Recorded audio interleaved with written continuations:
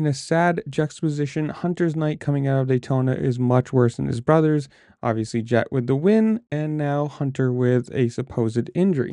That's from both Popomex and also from a quote from Hunter Lawrence saying, quote, "It's bittersweet night for the team. Jet had a great night, and it was awesome for the team to get a win. As far as my night, I was really happy with how I was riding. Fifth off the start, fighting for fourth was definitely a positive takeaway. I'm really happy with how the bike felt. It was handling amazing. Fingers crossed will be all good after I get evaluated. I just have to continue to build on the positives." That's what he said.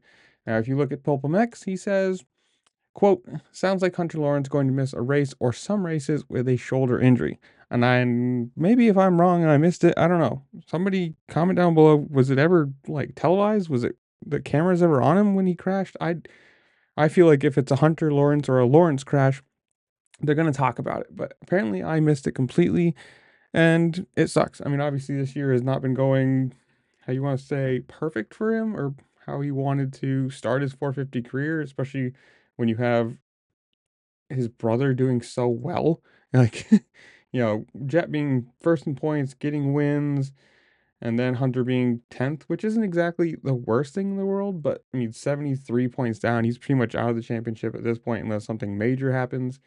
And your first year, obviously, he's still a rookie. It's not like you got to kind of gauge it on that too. You can't gauge against his brother, who is, the phenomena. Is that the right word? Whatever, the Wonder Kid. But I don't know. You guys tell me. One, did you like Daytona? Are you happy Jet won? Are you happy Vial got his first Supercross win? Did you like the track?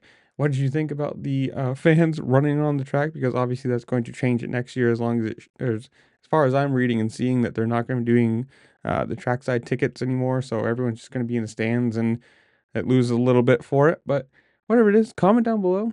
Tell me what you liked, what you didn't like.